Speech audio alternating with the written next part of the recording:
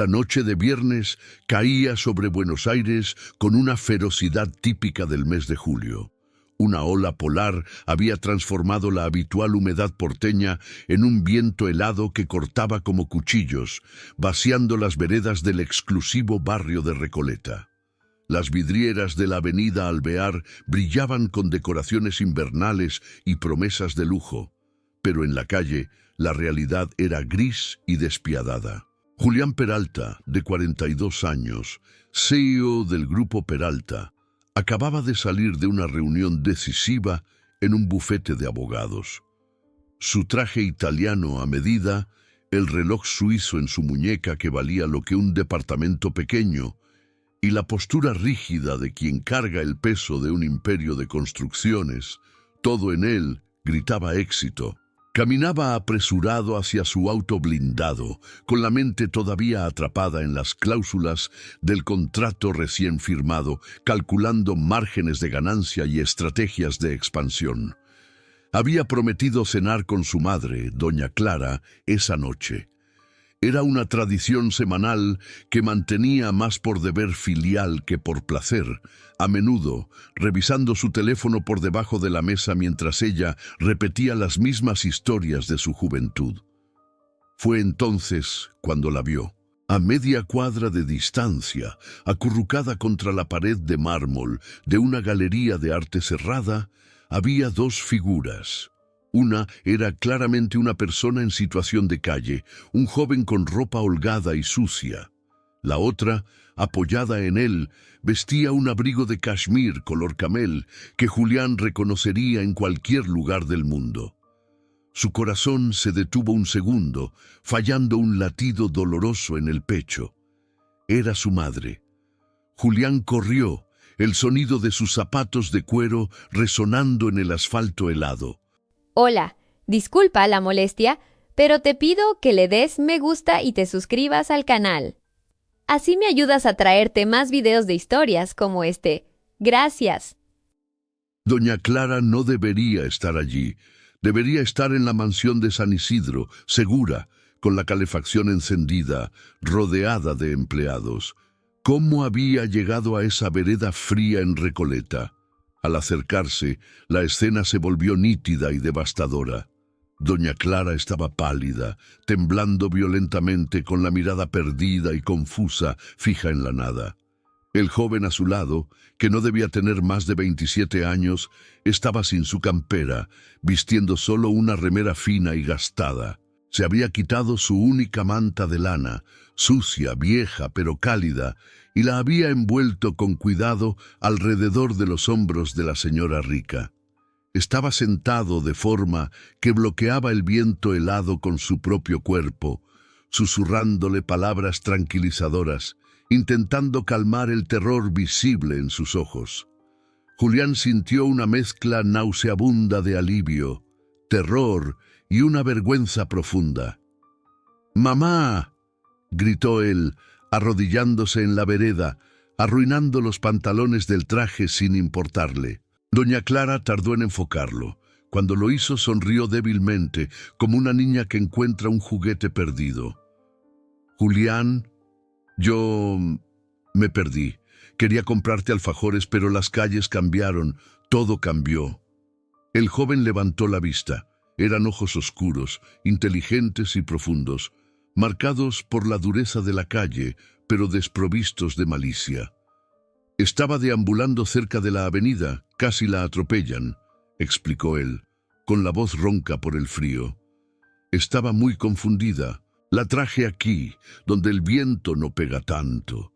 Intenté preguntarle el teléfono de alguien, pero no se acordaba».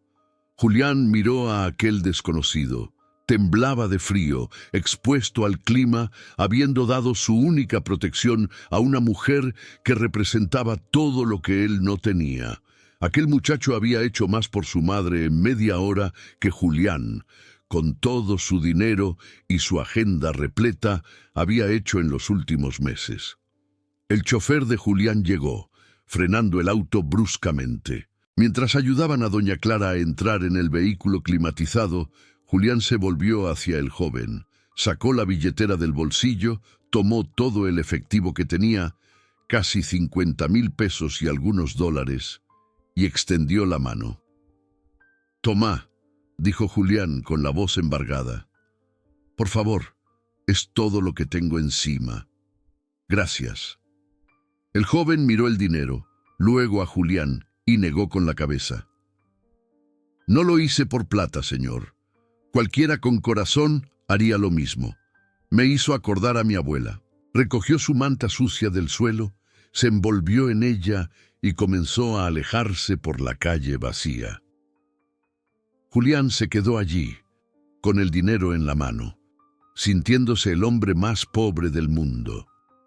En la clínica privada, la confirmación llegó como un golpe final. Doña Clara había tenido un episodio severo de desorientación, un síntoma clásico de Alzheimer en etapa temprana. La enfermedad estaba avanzando. Julián pasó la noche en el hospital, sosteniendo la mano de su madre, pero su mente volvía repetidamente a la vereda en Recoleta. Necesitaba encontrar a ese joven, no para pagar una deuda, sino porque aquel gesto de humanidad pura había encendido una luz en su conciencia, iluminando rincones oscuros de su propia vida que él había ignorado durante demasiado tiempo. Pasaron 3 días, hasta que Julián logró reorganizar la vida de doña Clara, contratando enfermeras especializadas las 24 horas e instalando sistemas de seguridad en la mansión.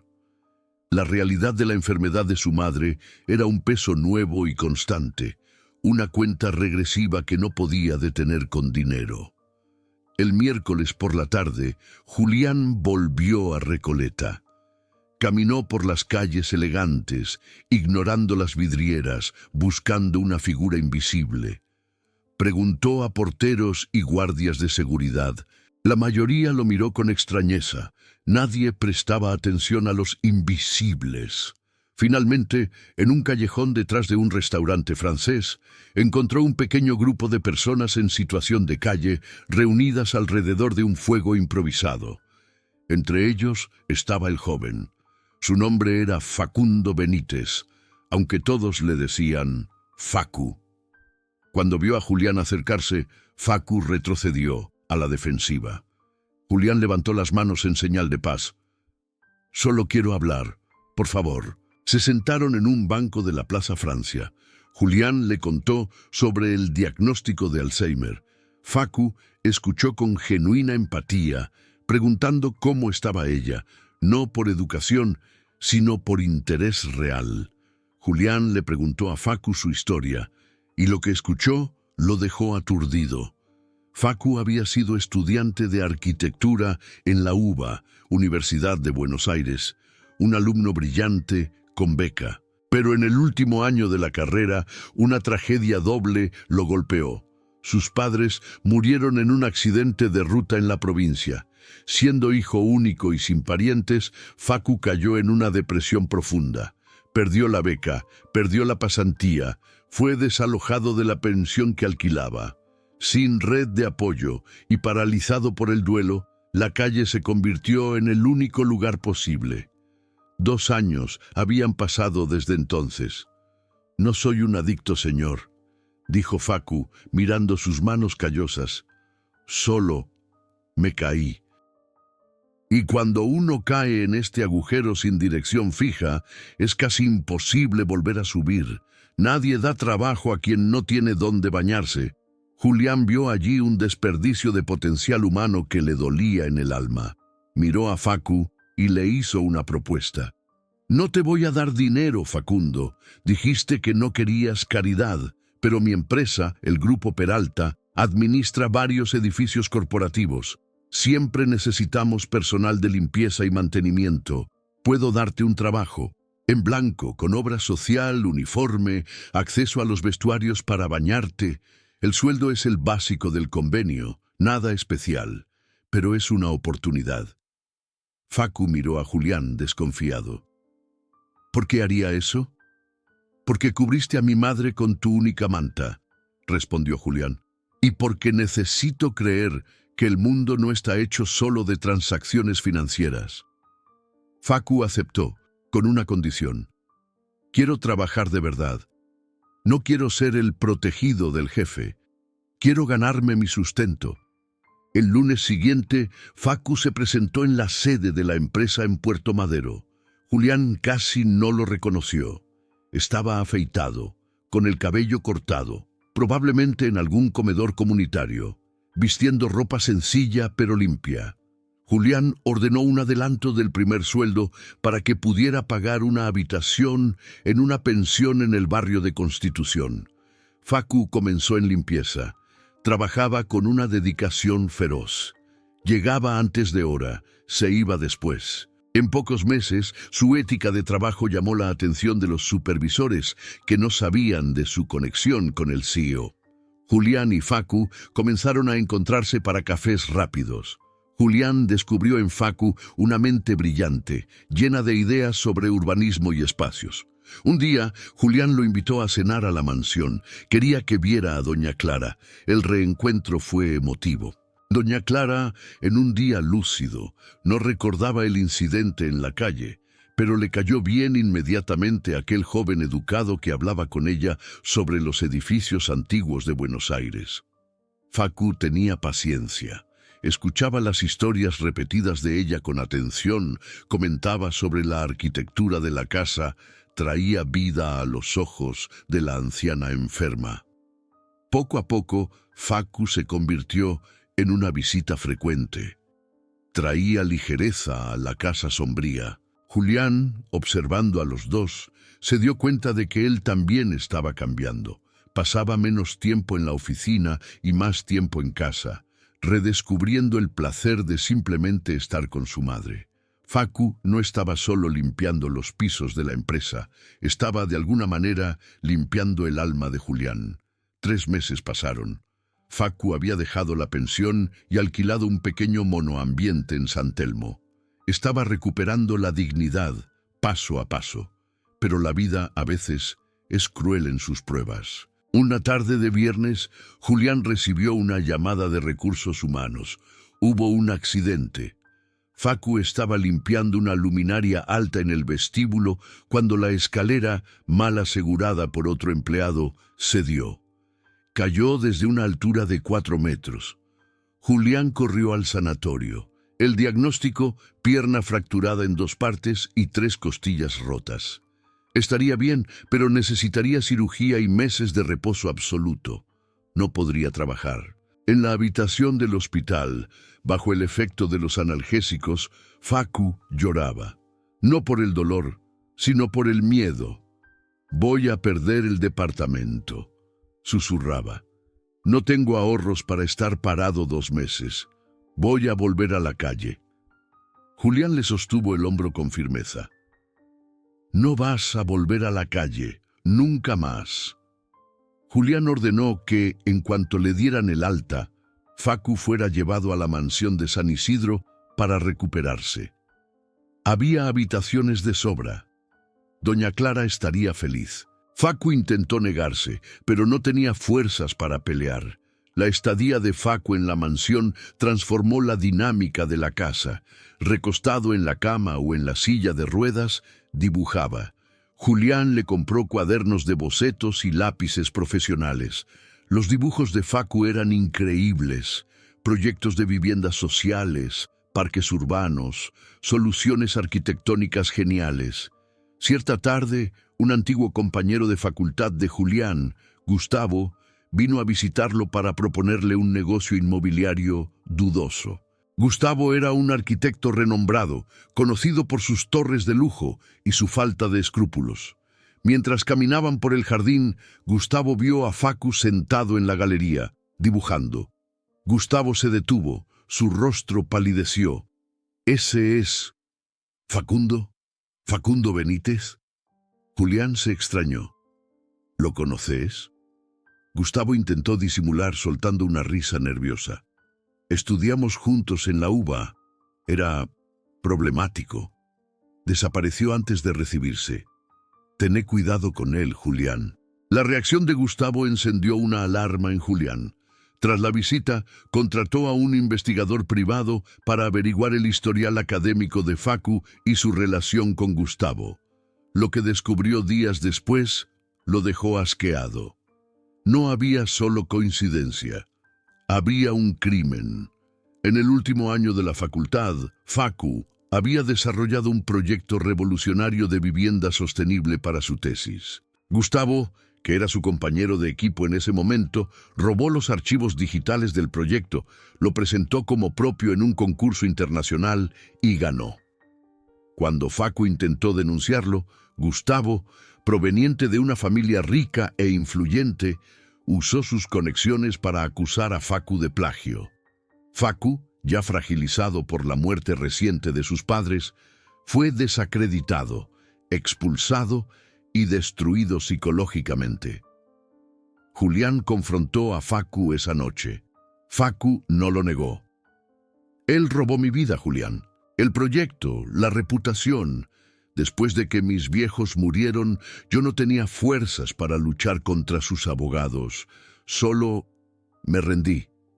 ¿Querés justicia?, preguntó Julián con los ojos brillando de ira. Puedo destruir a Gustavo. Tengo los mejores abogados del país. Podemos probar el fraude. Facu miró hacia el jardín, donde doña Clara regaba las plantas, tarareando un tango. El pasado es un lugar donde ya no vivo, Julián. La rabia es un veneno que uno toma esperando que el otro muera. No quiero venganza, quiero construir el futuro, quiero terminar mi carrera. Aquella respuesta fue la mayor lección que Julián había recibido jamás. Aquel joven, que tenía todos los motivos para odiar al mundo, elegía la paz. La recuperación de Facu fue completa. Podría haber vuelto a su vida modesta, pero Julián y doña Clara insistieron en que se quedara. La mansión, antes fría y vacía, ahora tenía vida. Facu volvió a la facultad por las noches, financiado por Julián, quien insistió en que era un préstamo estudiantil para no herir el orgullo de Facu. La enfermedad de doña Clara progresó. Al año siguiente ya no reconocía a Julián la mayoría de los días, pero curiosamente siempre sonreía a Facu. Él pasaba horas leyéndole, sosteniendo su mano cuando el miedo del olvido la asaltaba. La cuidó con la devoción de un hijo. Cuando doña Clara falleció en una tarde de otoño, fue Facu quien le cerró los ojos. El funeral fue discreto. Julián lloró en el hombro de Facu, sintiendo que había perdido a una madre, pero había ganado a un hermano.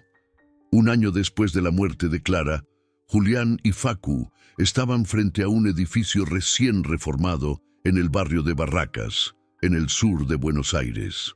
El cartel en la entrada decía: Centro de Acogida y Reintegración Doña Clara. Era el proyecto de graduación de Facu, finalmente realizado. Julián había cambiado el enfoque del Grupo Peralta. En lugar de solo torres de lujo, ahora invertían fuertemente en vivienda social y centros de apoyo. Facu, ahora arquitecto graduado y premiado, su talento era innegable, lideraba el brazo filantrópico de la empresa. El centro no era un refugio común, era un espacio digno, con habitaciones individuales, soporte psicológico, cursos de oficios y, sobre todo, belleza arquitectónica. Facu había diseñado cada detalle para decirle a quien entrara allí: vos importás. En la inauguración, la prensa le preguntó a Julián sobre el cambio radical en la empresa y su sociedad con aquel joven arquitecto. Julián tomó el micrófono y miró a Facu. Hace algunos años pensé que lo tenía todo, pero era pobre. Encontré a mi madre congelándose en la vereda, siendo abrigada por la única manta de un hombre que no tenía nada. Ese día, Facundo salvó a mi madre del frío, pero me salvó a mí de mí mismo. Me enseñó que el éxito no se mide por lo que acumulás, sino por lo que compartís. Facu tomó la palabra, emocionado. Habló sobre las noches en la calle, sobre la invisibilidad y sobre cómo una mano extendida cambió todo. Todos estamos a un par de tropiezos de perderlo todo, dijo. La diferencia entre estar en la vereda o en este escenario es, muchas veces, solo una oportunidad y un poco de compasión. Gustavo, el antiguo rival, Había caído en el ostracismo profesional después de que rumores, iniciados sutilmente por Julián en el mercado, sobre la autoría de sus proyectos antiguos, salieran a la luz. Pero Facu nunca celebró su caída. Estaba demasiado ocupado construyendo. Aquella noche, Julián y Facu cenaron en la vieja mansión. «¿Sabes?», dijo Julián levantando una copa de vino Malbec, «aquella manta vieja que le diste a mi madre fue la inversión más valiosa que alguien ha hecho en esta familia». Facu sonrió. «Y aquel empleo de limpieza fue la mejor oportunidad que alguien me dio». Brindaron. Dos hombres de mundos opuestos, unidos por el destino, por la pérdida y por la elección consciente de ser mejores. La historia que comenzó con un acto de bondad en una noche fría se había transformado en un legado de calor humano que abrigaría a miles de otras vidas. La verdadera riqueza finalmente había encontrado su lugar en aquella casa.